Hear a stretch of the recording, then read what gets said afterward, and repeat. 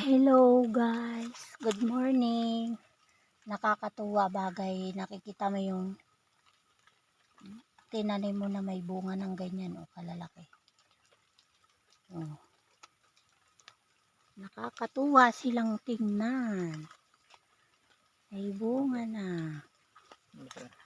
Oh. Ayan.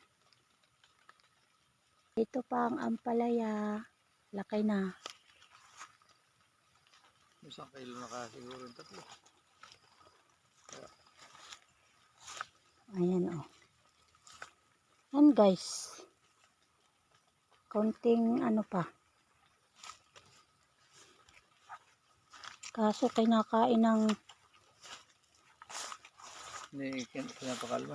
nantipaklong ang aking mga tanim. Ayan ang aking mga pichay oh. Ang dahon, kinakain ng tipaklong. Nabansot ng iba.